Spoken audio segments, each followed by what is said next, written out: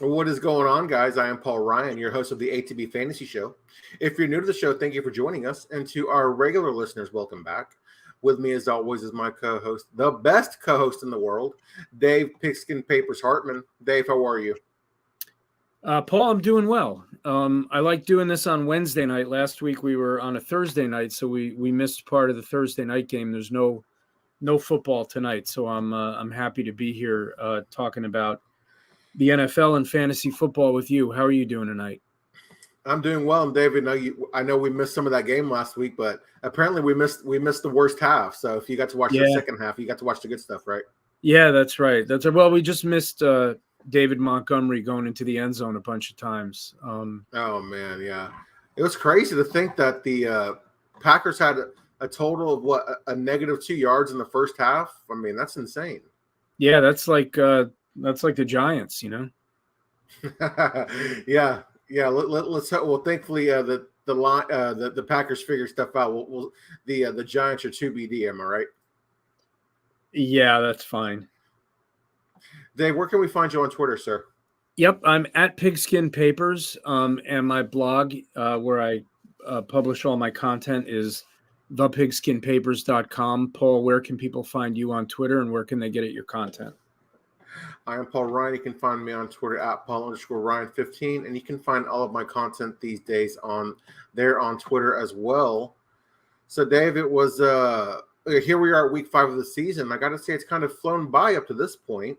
We've got a lot to discuss tonight. Like most weeks in the NFL, there's always good, bad, and ugly to discuss.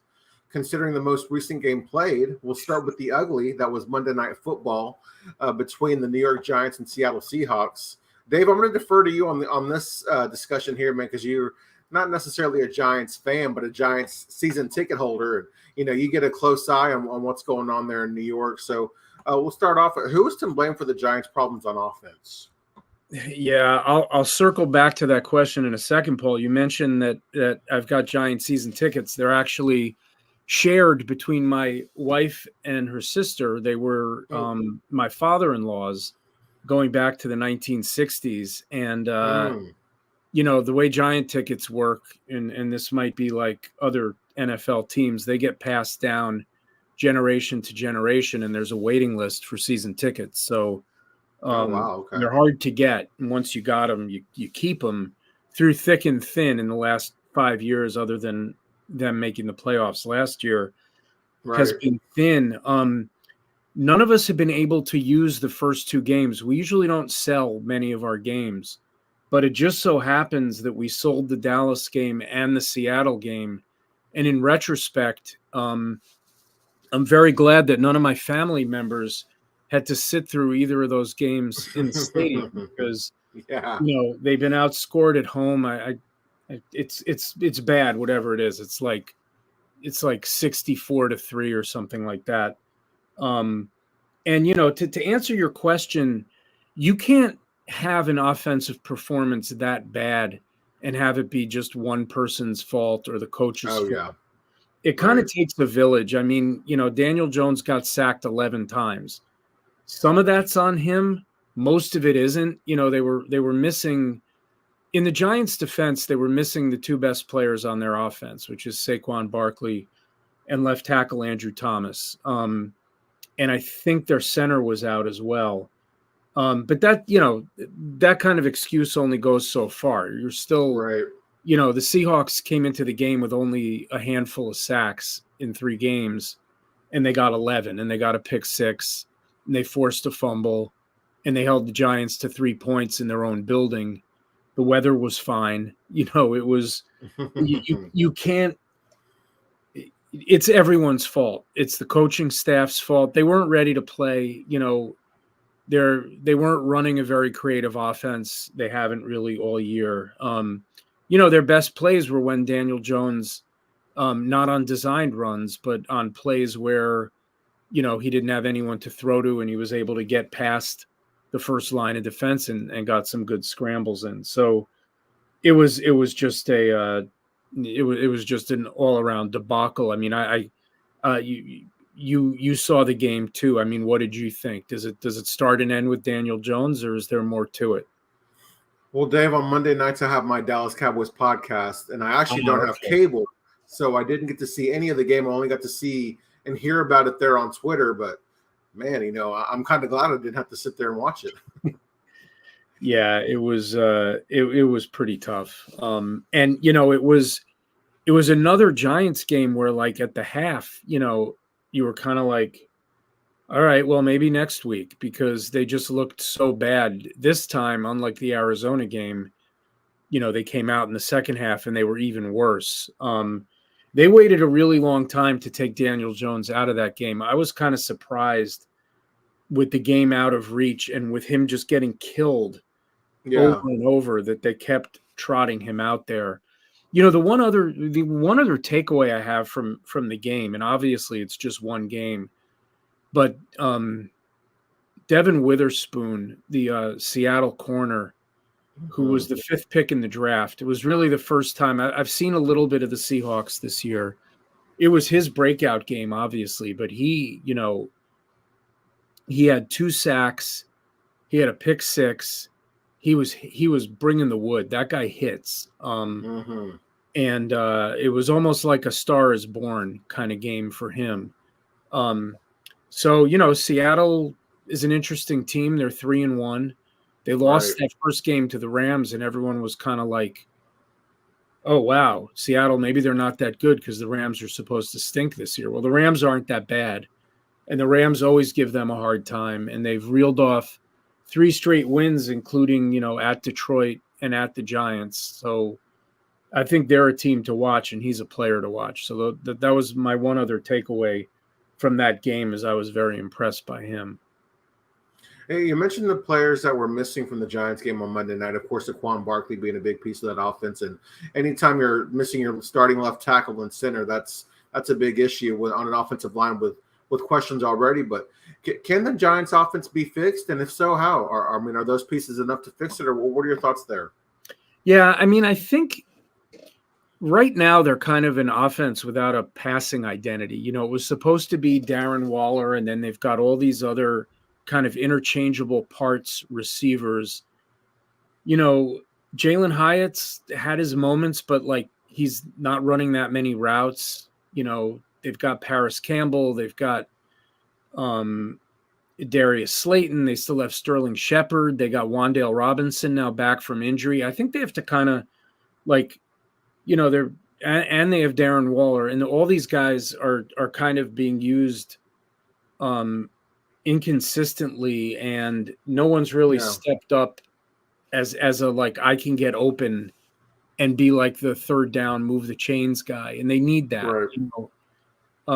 It almost seems like it's an offense without an identity right now, and a sum of its parts kind of thing. I think maybe some more designed runs for Daniel Jones, maybe some more misdirection, and their guys are not getting open. Part of it is you could see it in the Monday night game. First of all, Jones had no time to throw, but on a lot of plays, it didn't look like he had a lot of places to put the ball. Now, obviously, getting Saquon Barkley back will change a lot. The good news for them is they're playing Miami this week, which is, not a particularly strong defense right now. It's a game they're going to need to score points. And I think maybe it'll be an opportunity. It's a team that doesn't have that good of a pass rush either. And I think it'll be an opportunity for them. I don't think they're going to win the game, but I think an opportunity for them, for their offense, to get a little bit right, especially if Saquon's back. Absolutely. And you mentioned the inconsistency with the receiving corps there.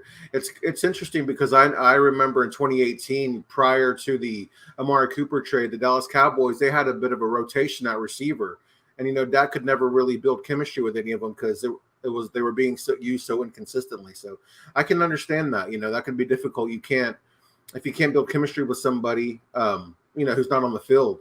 And I know Darren Waller, him and Daniel Jones had a connection in the offseason, but the real season is a totally different animal. Yeah, and it really hasn't shown up. And we'll talk about Waller later in the show as well. But he's one of several high-profile tight ends that for fantasy purposes has been a real disappointment. You think about him and Kyle Pitts and Dallas Goedert, guys who are kind of doing nothing, who people used real draft capital to get. We'll get into that later in the show. I want to switch to a segment I know you're looking forward to, which we introduced last week, which is the Our Team Talk. For listeners who aren't aware or familiar, even though I've got a piece of Giant season tickets, I'm a Miami Dolphin fan from back when I was a little kid and throughout my life as a football fan. And Paul, who's down in the Dallas area, yes, sir, is a fan of the of America's team, which I hate calling them. So Paul, we'll start with the Cowboys. I mean, they really put one on the Patriots, but it was another weird Cowboys game where their offense kind of didn't have to do anything, like the Giants. Their defense put them in scored points itself and put them in so many good positions to score that the offense didn't really have to do much. Are you at all concerned about their offense? Because their red zone offense this year in particular hasn't been particularly good. They really haven't had a big offensive game yet. Again, they haven't. Well, the one time they needed one was against Arizona, and they didn't get it. This week they play San Francisco, where they're going to need to score points. So do you have any congratulations on the win? Very impressive. Thank you. But do you have any concerns about their offense right now? Between the 20s, Dave, I really don't. It's just that they're in the red zone is where the issues stand out the most. And I do think they will get those red zone issues figured out. Right now, it just seems to be mental and not really physical or play calling for the most part. I trust Dak and McCarthy to get the kinks worked out sooner rather than later. I just, I discussed it on Monday night with my co-host, CD Piglet, writer for the Cowboys Wire of USA Today. And he was talking about how it's just been bad execution. That's a word that we used a lot in the Garrett era, and you kind of got tired of hearing it, but really that's what he noticed. And it's, if you watched the game on Sunday afternoon, there was a play there in the red zone where I believe it was Deuce Vaughn and Dak Prescott ran into each other. There's guys are not really knowing where to go on their routes. Maybe Dak is kind of hesitant to run it in. Just all these little mental errors that I believe can get worked out. Gotcha. All right. Well, 38-3, you can't complain. So, yeah, and at least we got one opportunity in the red zone pushed in by Hunter Lipke. Maybe he could be the red zone weapon that we're missing. I was going to say, I keep expecting Jake Ferguson to kind of, you think about the Cowboys for the last 2 decades, like they've always had, from it was Jason Witten and then Dalton Schultz. They've had a bunch of like red zone reliable tight ends, and I'm sort of waiting to see if Jake Ferguson is maybe emerges this year as a guy who can help Prescott out with some jump balls and win at the point of the ball kind of throws in the end zone. We'll see. Yeah, I was. It's funny you mentioned that because I was thinking that the rookie that we drafted, Luke Schoonmaker, he's 6'5". I think he could be, with that size and his ability, I was thinking he could be a good red zone threat as well. Yeah. So, Dave, you weren't as lucky this week. The Dolphins, at least, weren't as lucky to get a win. It was a tough game against Buffalo. What did you learn about the Dolphins in that game? I learned a couple things. I learned one. Well, if you go back and listen to last week's show, I was pretty sure that Miami was not going to win that game. Yeah. What I learned is that there's still a gap between them and the Bills. They've lost 10 of their last 11 to Buffalo. They've lost 7 in a row in Buffalo. And in the kind of Tua era, the best game, the closest they've come to winning in Buffalo was the playoff game last year that Skylar Thompson started. And so, they lost. They didn't have their starting center, and they had Liam Eichenberg playing center, and he just had a terrible game. I mean, I think his PFF grade was among the lowest of any offensive lineman in the NFL this past weekend. He gave up a couple of sacks. He had a couple penalties. And Tua got hit a bunch in this game. And they also lost their left tackle. They lost Teron Armstead in the game. And, they need to keep Tua clean for a lot of reasons. Yeah. And that Buffalo defense is good. Even after they lost Tre'Davious White, they were without either Hyde or Poyer. I forget which one. That's a good swarming defense that brings pressure and kind of is good at all three levels. And that gives that gave the Dolphins problems, and Miami couldn't stop them on defense. So, the first 5 possessions of the game were 5 touchdowns. Buffalo had the ball first, and it was 21-14. And I was thinking even then, I just, they're going to get stops and we're not. And that's ended up being what happened. And they got it, through an interception. Mostert fumbled twice. Like, they're not going to beat Buffalo with turnovers. If they're going to beat the Bills, it's going to be like the way the Jets beat them. Beat them at the turnover game, get Josh Allen to make some mistakes. They tackled poorly. I mean, one of the Stephon Diggs touchdowns was ridiculous. Like 3 guys hit him, and he just, they didn't wrap up, and it was just a bad game. But I'm happy with them at 3-1. They've only played 1 home game. They had a very tough schedule, I think, to start the season with the 3 road games and having to play at Buffalo, at New England, and at the Chargers in 3 of their first 4 games. None of those are easy.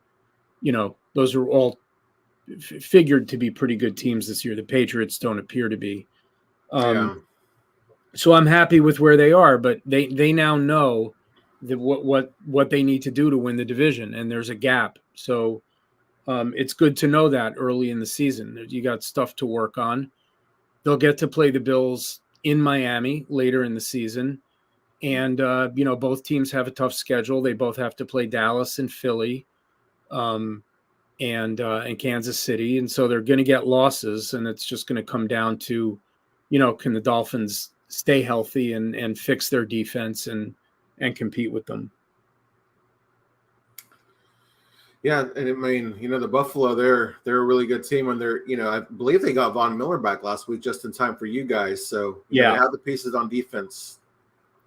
Yes, they do. They do. So we've covered the good news for you, the bad news for me. Last week it was the other way around. This week the Dolphins play the Giants, which is always, World War III in my house. And I got, none of my kids live at home now, but all of my kids are Giants fans. My wife's a Giants fan. They're my kind of adopted second team. So, and you've got, the team that's been your nemesis in San Francisco. And we'll talk about that more when we look ahead to week 5, but that's the team that's eliminated the Cowboys out of the playoffs the last 2 years. So, that's a good rematch game, and it'll be a good measuring stick game, I think, for both the 49ers and the Cowboys. So we'll get to that a little later in the show. I think 4 games in, it's safe to do our first power rankings of the year.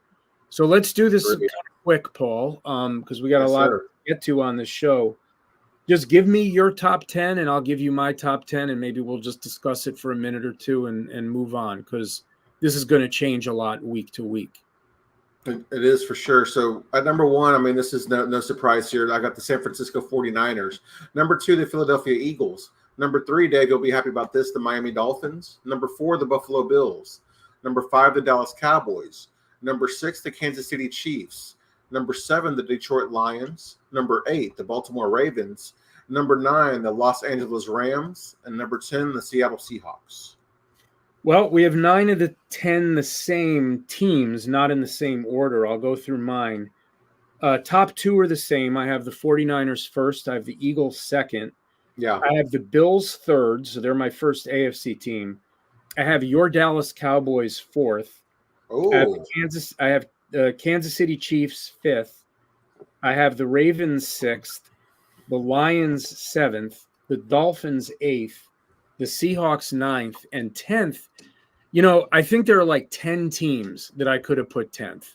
Oh, and I was tempted to put the Houston Texans there, but I like that, man. I just couldn't do it. I put Tampa there because they're the only other team that's 3-1, and right. I kind of like the way they're playing on both sides of the ball. Yeah. But again, that could have been, you know, I could have put the Browns there. You know, that they lost with a backup quarterback this week, and they've been good. I could have put the Rams there. I like your pick of the Rams there. So we'll do these each week, and it'll just be interesting to see how the teams move up and down. I don't know that we need to spend too much more time on that, but there you have it, Right. folks. Our first power rankings. So Paul, let's move on to looking back at last week. Who are your performances of the week? Which players are your players of the week? One each from the AFC, one and the NFC. So, Dave, my NFC performance of the week, I'm going to go with my guy, Sam Howell. Just his fourth career start, he led his team on a game-tying drive that would give the Commanders a chance in overtime. He had no turnovers, and he threw for almost 300 yards against a Philadelphia team that I know, their defense isn't as strong as last year's, but still a good team. I mean, that was a good performance by a young quarterback. How about the AFC? AFC, I have the Denver Broncos. I mean, looking like they were on their way to being embarrassed again for the second week in a row. They fought tooth and nail to get their first victory of the season. I like that one. AFC, I've got two big stars for mine. Okay. AFC, I've got Lamar Jackson. You know, the numbers weren't that gaudy, the yardage numbers. Yeah. But for the second straight week, 2 rushing touchdowns. He had 2 passing touchdowns. And they went up against the Browns that were number 1 across the board on defense. And I know the Browns didn't have their quarterback, so the Ravens were, kind of getting the ball a lot. But, as a reminder, the Ravens have had significant injuries this season to their offensive line, their running backs, their wide receivers, and Mark Andrews has missed time. So Lamar's been kind of like, they have not been at full strength all year. And, he didn't have a great game in week 1, but that was against the Texans, who give quarterbacks fits. People, don't really respect it for how good they are against opponents' quarterbacks. And he's been great since then, including this week against what came in as the number 1 defense in the NFL. So I'm giving my AFC guy to Lamar, and NFC, I got to give it to Christian McCaffrey. I mean, I know it's such an obvious name, but right. 4 touchdowns, tons of yards. He's just the perfect fit for that offense. I mean, it's. I think back to them trading for him last year, and that's such a huge addition for them. To get a guy like him in that Shanahan scheme, someone who's as good out of the backfield, as dynamic a playmaker as he is. He's scored in every game since he's been a 49er, I think, or he's scored in 13 straight games, something crazy. He broke Jerry Rice's franchise record. So I'm giving it to McCaffrey this week. I know it's an obvious name, but that was a hell of a performance. Well, Dave, we've talked about the stars. Let's talk about the duds. Give me your AFC and NFC duds of the week 4. All right. So my AFC dud of the week are, I mentioned Lamar, all the other teams in the AFC North. So between the Bengals, the Browns, and the Steelers, they didn't record a single touchdown, which is, oh my goodness. Yeah. Just a couple of field goals between the 3 teams. Yeah. So my dud of the week is the entire AFC North on offense, other than Lamar and the Ravens. And my NFC dud of the week, I got to give it to the whole Giants offense. I'd written down Daniel Jones, but after the discussion we had earlier, I mean, that was just a pathetic offensive performance by the entire team. They gave up 11 sacks. Yeah. To a team that came in with less than half of that in 3 games. So those are my duds of the week. Who are your duds of the week in each conference, Paul? Well, Dave, you bring up a good point, but I'm going not just with Daniel Jones. I'm going to go my NFC, the New You Giants as a whole. You mentioned earlier Daniel Jones was sacked 11 times. The Giants offense didn't score a touchdown for the 3rd time in 4 games. I mean, how crazy is that? Yeah, that's unbelievable. And then the AFC, I'm going with the entire Cleveland Browns team. I mean, how do you let a rookie quarterback start an NFL game? And, from the sounds of it, it didn't seem like he got any starting reps in practice. And when you know that your starting quarterback might not be giving it a go this week, how do you how do you put your rookie young quarterback out there to fail that way? I mean, that's just, you don't throw him to the wolves that way. They also came out throwing. Like they didn't, Jerome Ford, like their first couple possessions, they were like, we'll come out throwing. Yeah. I heard that Watson was cleared to play. And I think what happened was the Browns were not that comfortable with where his shoulder was at. They knew they had the bye in week 5.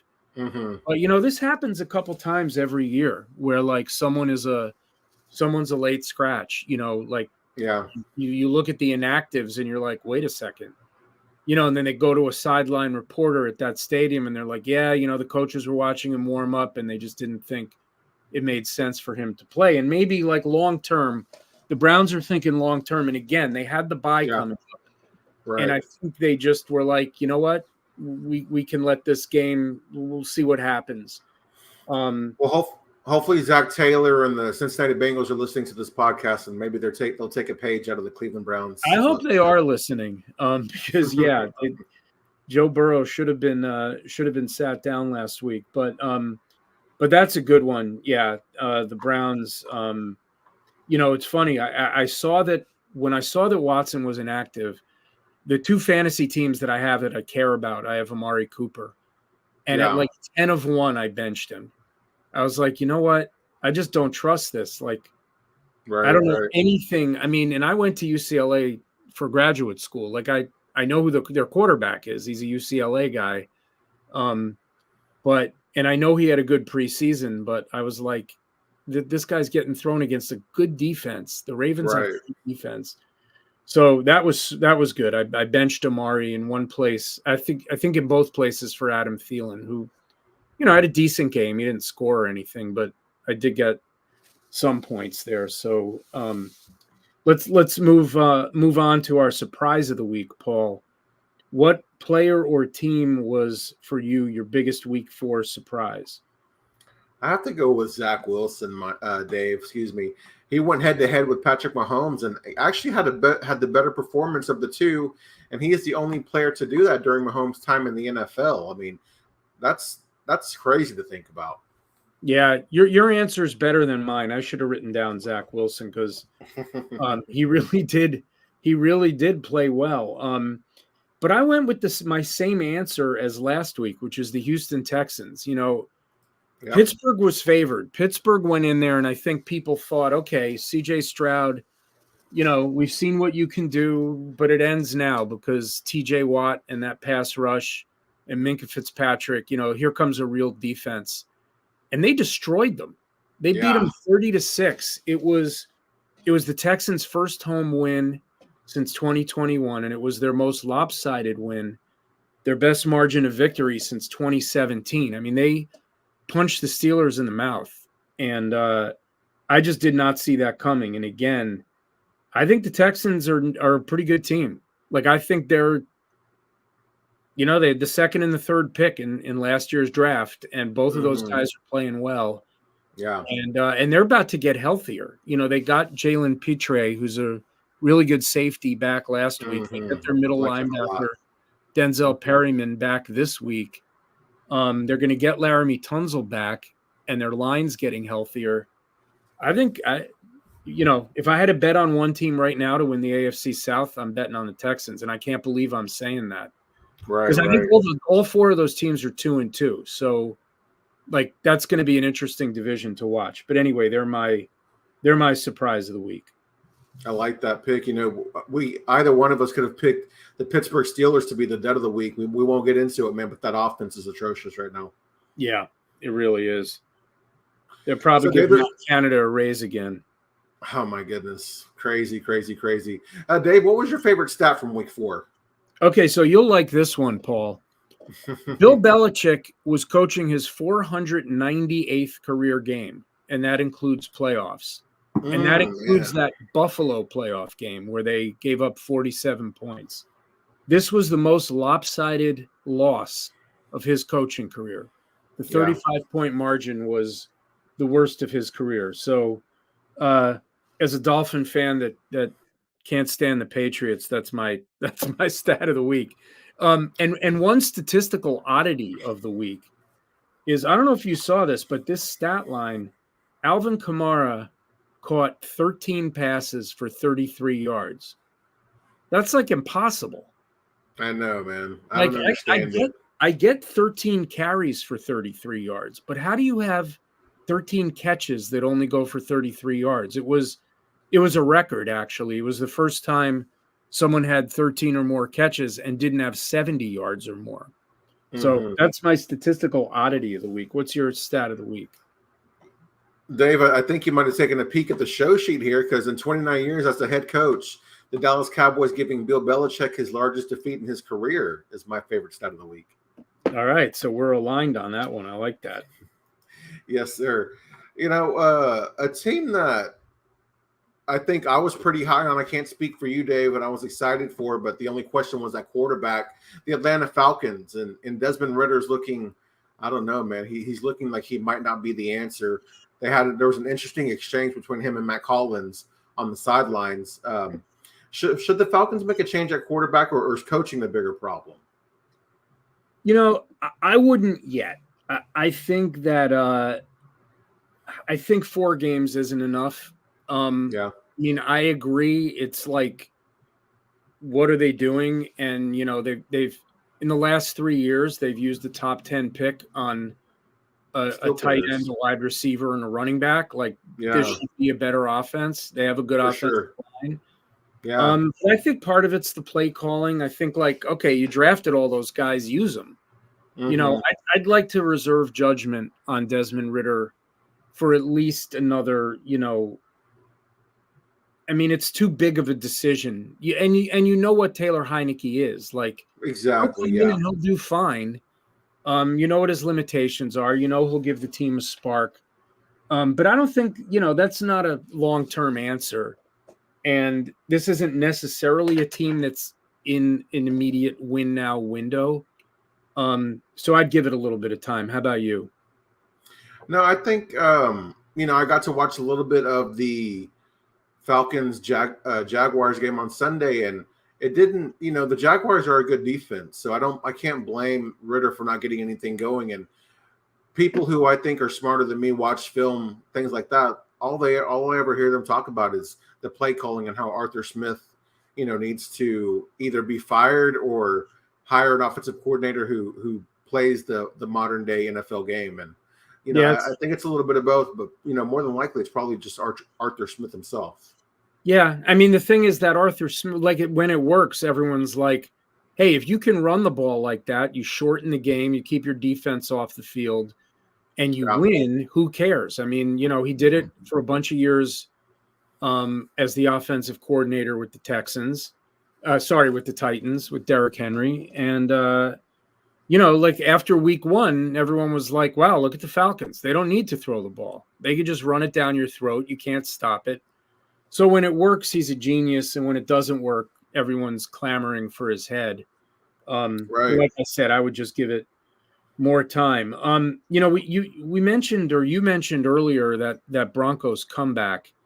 After that loss, the Bears looked like they were going to get their first win of the year. They had a big lead, but we see this all the time in the NFL. You have a big lead and you don't have a good defense. You can't hold on to it. What should the Bears do? You remember when Tua was coming out, entering the draft, there was that saying, tank for Tua? Yeah.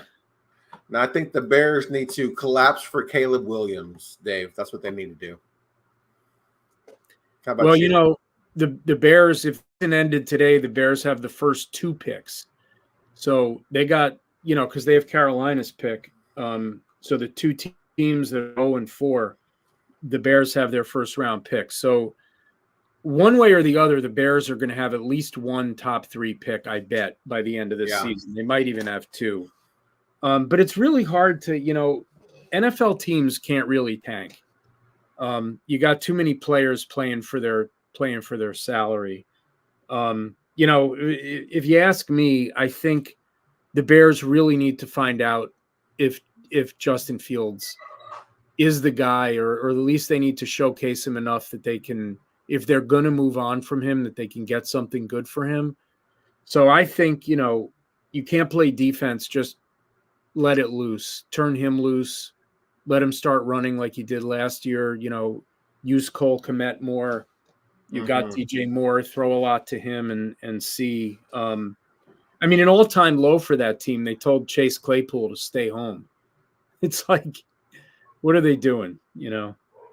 I don't think Chase Claypool is a good locker room guy. I don't think his personality belongs in the NFL, honestly. Guys like him. No, and the Steelers did well to get a second-round pick for him.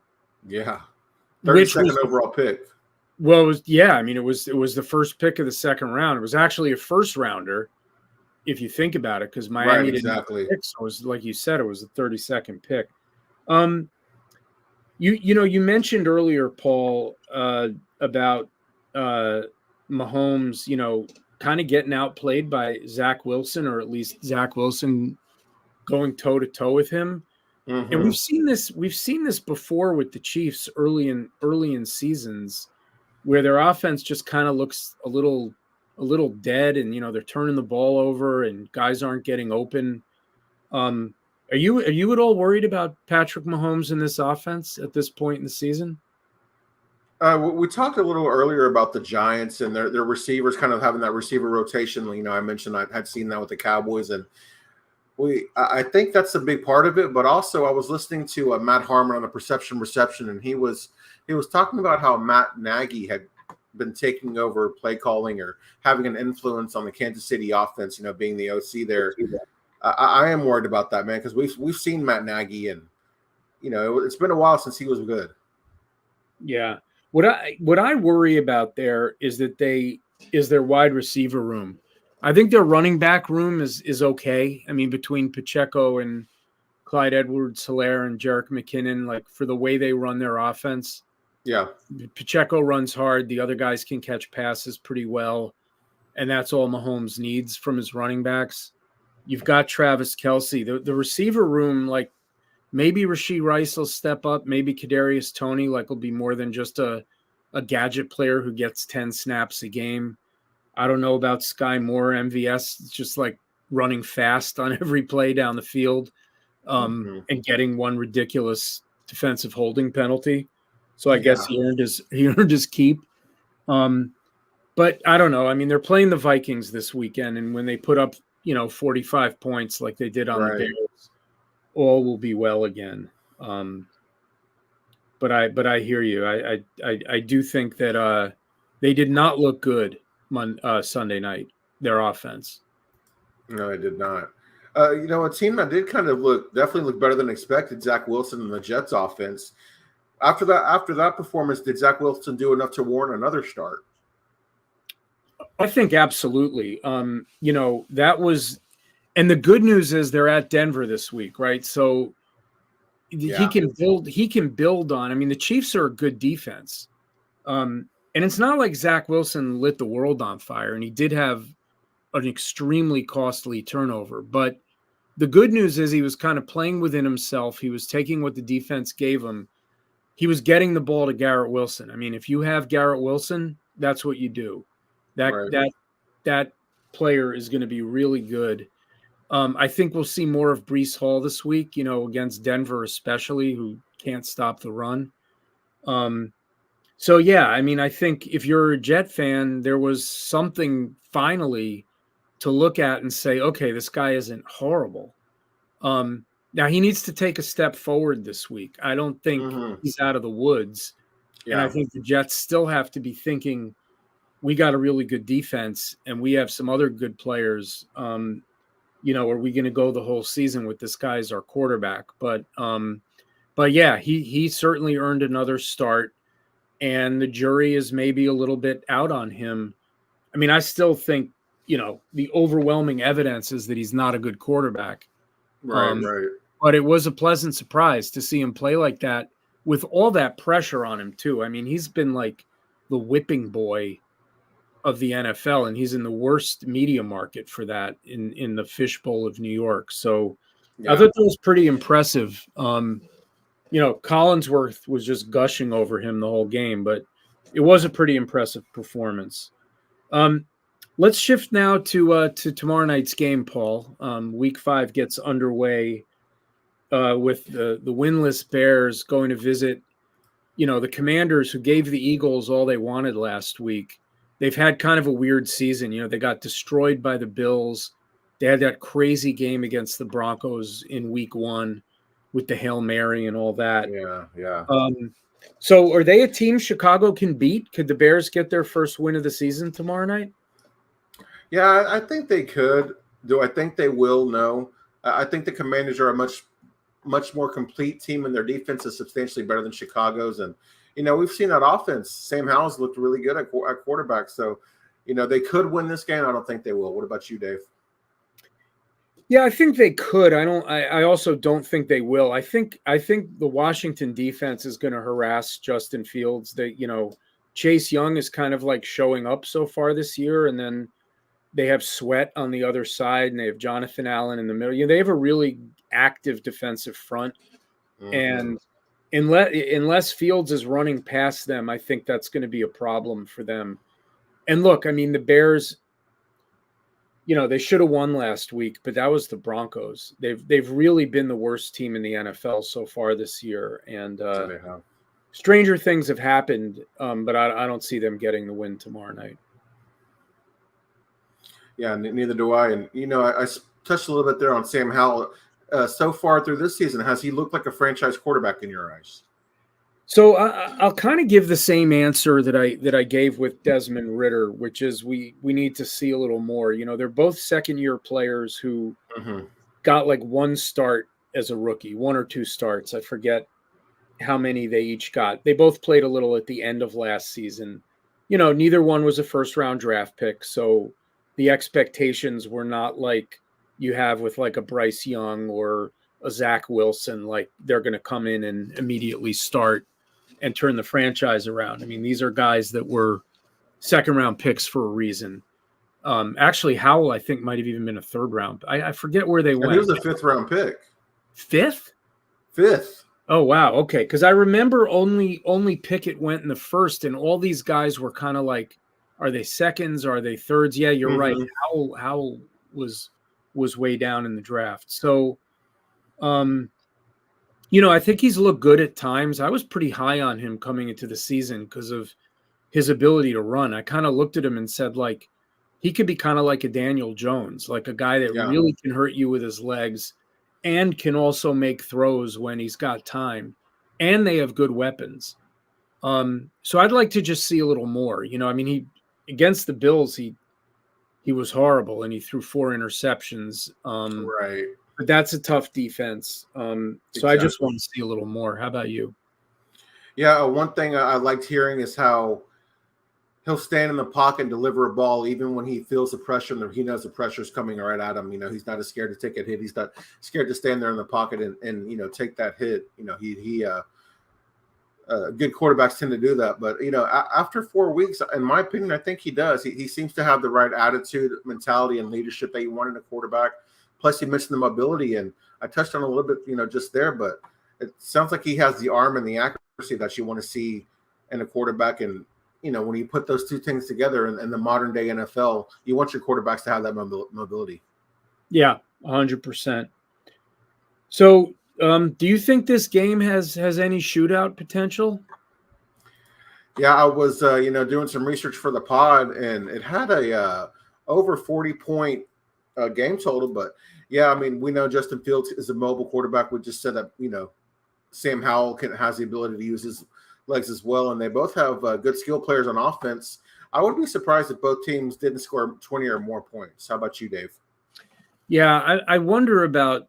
Like I said, I think that pass rush is going to be a problem for the Bears. But I think this game will probably have somewhere in the neighborhood of 45 points.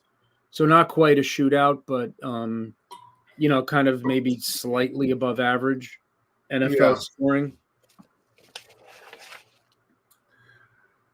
So let's move on here to we're still sticking with this game. Outside of the bigger names, are you starting anyone from either team, Dave? There's the tendency to look at the Bears and say, okay, start all your Commanders. But the Commanders have really been kind of inconsistent. I mean, McLaurin's come on a little bit lately, and he's, I guess, an obvious name. Brian Robinson is a very obvious name this week. He's actually my like running back start of the week, and he's like ranked as the 5th or 6th running back this week against that Chicago defense. But no, I think it's just kind of the obvious names for me. I don't think that I don't want to get like Curtis Samuel in my lineup or Roshan Johnson. I think I would probably just stick with the 4 or 5 players that most people would be starting in this game. How about you? So I'll ask you this: based on your comment there, do you consider Khalil Herbert to be a bigger name? Yeah, I'm sorry. I should have mentioned him. I would start him. Okay. I would start him, especially with this being a bye week. I think there are probably people who need him as an RB2 or a flex. Yeah. And in a super flex league, I would start Sam Howell this week.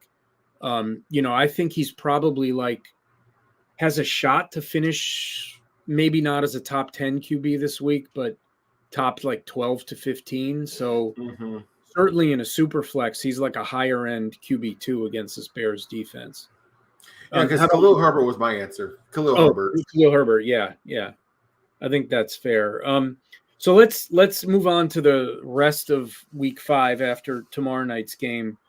I think this is an easy answer. I think we're both going to have the same one. What's your game of the week candidate? Well, Dave, the easy answer is Dallas versus San Francisco. However, I'll go a different direction. I'll go with the Chiefs and the Vikings. They currently have the highest game total of 52.5. That will be a fantasy gold mine. How about you, Dave? Oh, that will be a fantasy gold mine, but I got to go with Dallas and San Francisco. That's the game. First of all, this is a bad schedule this week. There's just a lot of kind of dud games. Like if you need to mow the lawn or go to Home Depot and work on a home project, of all the weeks of this season, I looked ahead at at a bunch of week schedules. This is probably the worst one. There are really very few marquee games, and that Dallas and San Francisco game is a night game anyway. Yeah, I would put that. I think that's one of the best games we've had on the schedule yet this year. Two really good defenses. And again, they've played each other in the playoffs each of the last 2 years, and they've been games that went down to the wire, with the Cowboys just kind of coming up short at the end. So I'm really looking forward to seeing that game. And then there's just all the history between the two teams, right. Guys like Terrell Owens, guys who've played for both teams. And, they've been big NFC rivals for decades, and have both played in a lot of NFC Championship and Super Bowls. So it's sort of, you got to throw the Eagles in there too. But those teams are all playing each other, I think, this year. So this is one of those, heavyweight battles that's going to help determine the pecking order and ultimately home field advantage in the NFC. Absolutely. So, Dave, you mentioned that the schedule is not really that exciting this week. Which game is your dud of the week? So there's a lot to choose from. I'm just going to pick the one that I think, based on what we've seen so far, are the two most boring offenses, or two of the most boring offenses in the league. And I'm going to go with New Orleans at New England. Yeah. And normally you'd look at those two teams and say, oh, that's an interesting game. They're both kind of decent teams. It shouldn't be a poorly played game.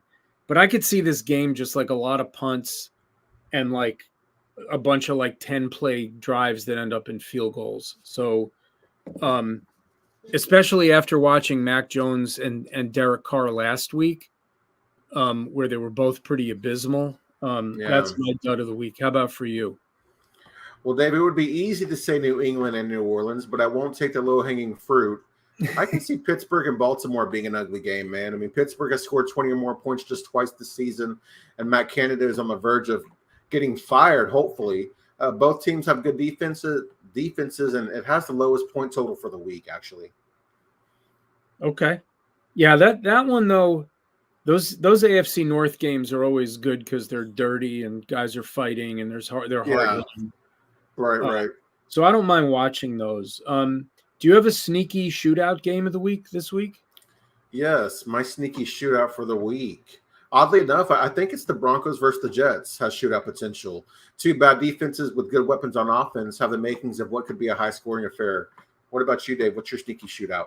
Well, I wouldn't call the Jets a bad defense, but Oh, yeah, their that's true. That's their fair. run defense hasn't been that good. So I think that's a fair one, and the Broncos have actually been scoring points.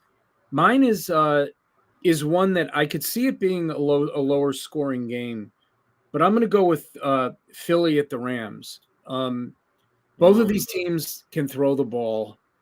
You know, the Eagles' defense has just so far this year not been anything close to what it was last year. Right. You saw it last week, like Washington going down at the end of the game. I mean, part of that was because A.J. Brown took a dumb taunting penalty on that last touchdown, and the Big Commanders 15 needed a yards. touchdown to tie, and they got the ball at like midfield. So, Yeah. But that said, the Rams are Matt Stafford's slinging it all over the place, and the Eagles can score. I could just see that game being a little more high scoring than people think. I agree with that. Looking at the schedule, Dave, which team has the biggest chance of pulling off an upset? So I'm going to go with the Arizona Cardinals. The Bengals have just been atrocious the first 4 weeks of the season, and I know that in the last 2 years they've gone to the Super Bowl and then the AFC Championship, and they are expected to be a very good team. But Joe Burrow just isn't right at the moment. They're laying 4 in Arizona, or at least that's where the line was when I last looked a couple days ago. The Cardinals have been feisty, and I don't think this is going to be that easy for the Bengals. I will not be surprised if they walk away from this game 1-4 and then realize that they need to sit Joe Burrow for a week or two. For sure, So yeah. That's my biggest chance of an upset. How about you? Yeah, Dave, I'm going to go with, as weird as it is to think of them as underdogs in the matchup, I like the Rams' chances to beat Philly. You touched on it. The Eagles' defense is still a work in progress, and McVay's offense has come together nicely. I like this matchup for the Rams. Yeah, and they could conceivably have Cooper Kupp back for this game. I don't know if he's going to play, but he's eligible to, I think they've taken him off IR and the practice window has opened. Same deal for Jonathan Taylor, actually. Yeah. So it'll be interesting to see if he suits up. So we're going to do because we're 4 weeks in, I think there are a bunch of fantasy managers who are looking down at their roster and seeing Joe Burrow, Najee Harris, Ramondre Stevenson, Chris Olave, Jamar Chase, Darren Waller. Those are all guys taken in the first 4 rounds of most drafts. And then Kyle Pitts and Dallas Goedert taken a little bit later, but, kind of like top 7 guys at their positions. Obviously, if you have a lot of those guys, you're probably 0-4 because these guys have all been, they're probably the biggest disappointments, but without an injury, Right. of kind of big name fantasy players. Looking at that list that I just read, which of those players are you the most concerned about that they may just kind of be busts this year, who will never return the value that you drafted them to give you? Man, I would say I'm most concerned with Darren Waller just because I have no idea what the Giants' offense is going to look like down the road, and it might not get any better this season. Yeah, I'm most concerned with Najee Harris because I just think he's the second best running back on his team. I think their offense is not good. Their quarterback is struggling. Their play calling is very predictable. And Najee just doesn't, as a rookie, he had a little bit of a burst. And because Ben Roethlisberger couldn't throw the ball more than 10 yards, he was just getting his fantasy value came from getting 70 plus catches as a rookie or whatever the number was. I think they're not 90 in that way. Like Jalen Warren's a better fit for when you want to throw to your running backs. Right. And I think Najee, if you could sell high on him, which isn't even selling high, I would. He's the one I'm most worried about on that list. And Waller also and Kyle Pitts would be the other two. Yeah, looking at that list, Dave, are there any players that you would consider buying low? I would consider buying low on Olave if I could. I know he's done nothing so far this year, but he showed so much promise last year, and I think he's a really talented player. I think if you can pry him away from the manager who has Olave, who may be just sort of sick of waiting, he's the one guy. And Ramondre Stevenson, as bad as the Patriots have been, it's not like they're suddenly going to give Zeke the ball a ton. And especially in a full PPR, I do think Ramondre is going to catch 50 to 60 plus balls this year. They'll probably start throwing to him more. So he's another one that, I don't think he's going to be great, but you can probably get for a nice discount off of what people who drafted him were thinking he was worth. How about you, Paul? Are there any of these that you think are good buy lows? Yeah, I mean, I would definitely be kicking the tires on Joe Burrow, Jamar Chase, Chris Olave, and Kyle Pitts. We've seen what these guys can do when healthy and when the situation is good. If a manager's selling or maybe just going ahead and deciding they're going to play for next year and want to acquire picks, I'd love to add any of those guys to my dynasty teams. Yeah, I guess we should have probably prefaced the question is very different if you're thinking season long versus dynasty. Right. Yeah, that's true. Because in a dynasty league, like the Joe Burrow manager probably isn't getting rid of him, right? But in a season long league, if the Joe Burrow manager might be 1-3 or 0-4. Right. You might have CJ Stroud and you can work out, a swap where you even get something back, or I don't know. While we're here and thinking about, players that maybe have overperformed, you got any and let's just talk about season long redraft leagues, not dynasty, because that's a more complicated way to think about it. Any sell highs jump out at you? Yeah, I'll go with Raheem Mostert. The savvier fantasy players aren't buying Mostert, but it never hurts to try. Jeff Wilson is coming back, and we've seen him be effective in this offense. Devon Achane has already established himself as a potentially elite fantasy asset, and Mostert has dealt with injuries his entire career, so I'd be looking to sell him to whoever's buying. How about you, Dave? Good one. I'll give you two names. One is Alexander Madison. He started slow, and then he had two good games in a row. But it's still not like great. The usage is good, but I think Cam Akers probably start to eat into his workload a little bit. I just think the Vikings are on their way down. And are going to be throwing a lot, although they do throw to him. I think he's probably a bit of a sell high, and maybe DJ Moore coming off, what could be one of the Bears' better offensive games and one of his better games of the year. I think he's a guy you could at least maybe think about. That's a good one. That's an interesting one, DJ Moore for sure. I tend to have dynasty brain, Dave, because that's the majority of the leagues that I play in. But yeah, for redraft, that makes a lot of sense. So, looking into this week 5, looking at our fades of the week, Dave, who's your highly ranked player you're fading in week 5? I'm going to go with a guy who I think I mentioned 2 weeks ago, and that's Trevor Lawrence against the Bills. They're the number one. I know they lost Tre'Davious White last week, and their secondary's banged up, but you saw what they did to Tua. And Lawrence is not playing as well as Tua. Like, they're struggling a little bit.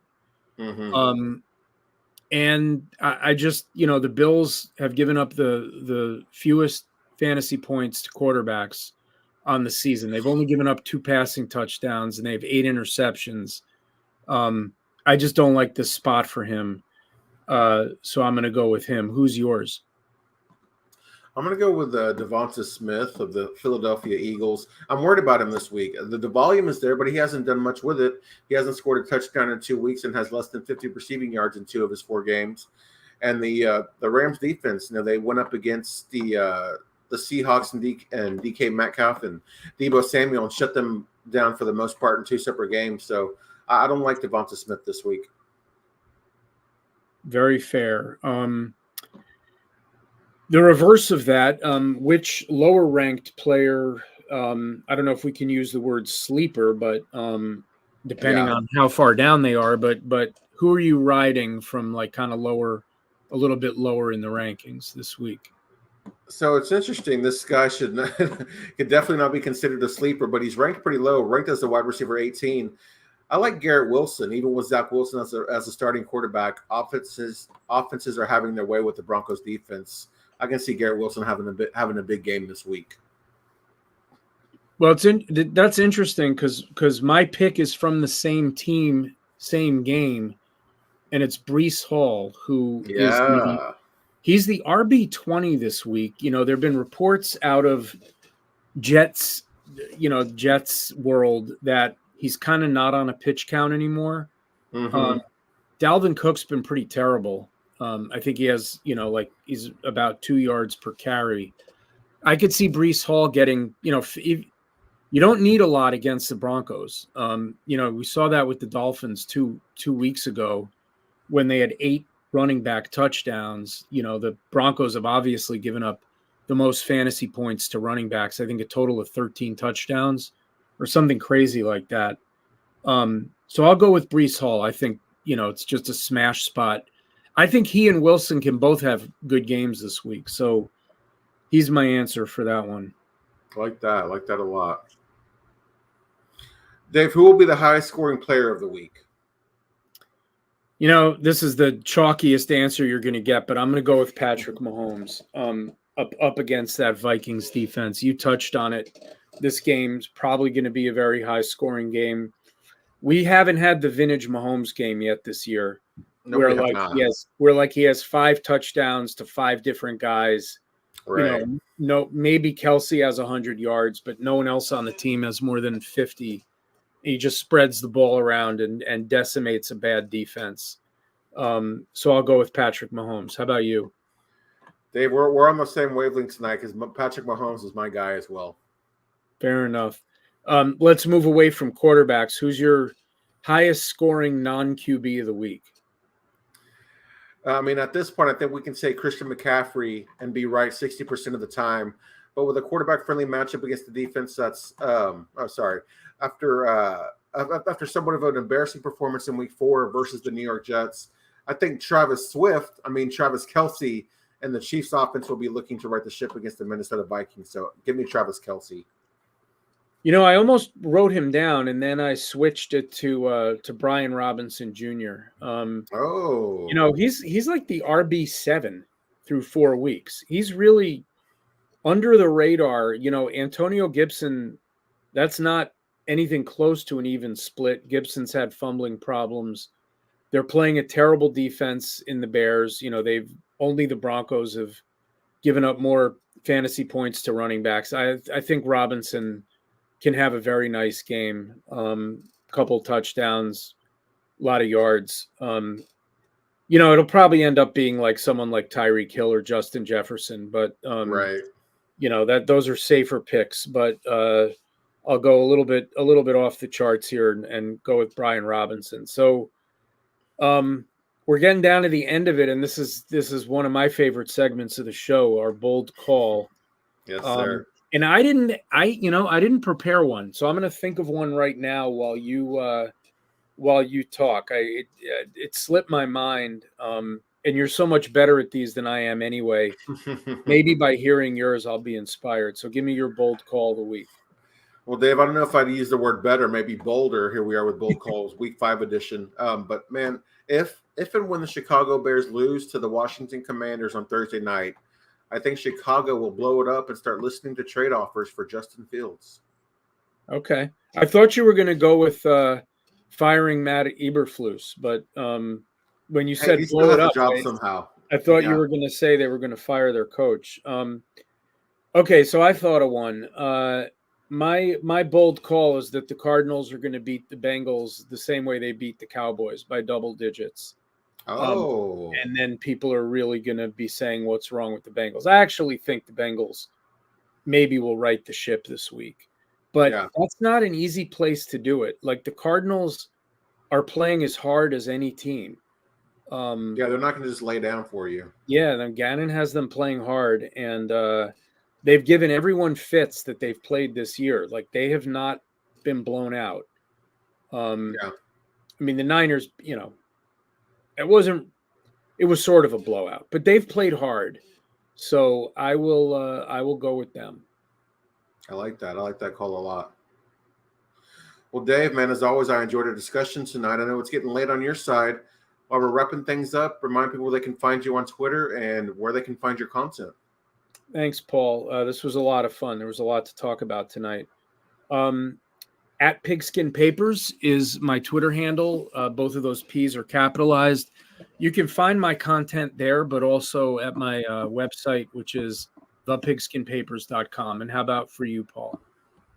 Yes, guys, you can find me on Twitter at Paul_Ryan15.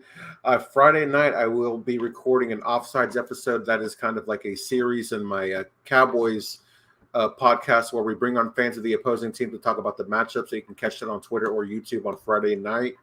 And the fantasy man writing the articles, the 2-year-old is not giving me a lot of free time these days. Family and work are interfering, man. Real life is getting in the way. So I haven't been able to do too much fantasy writing this season as much as I miss it. But hopefully I can pick up the pen soon. Excellent. All right. Well, thanks, everyone. This was a lot of fun. And come back next week. I appreciate you guys. Y'all have a good night.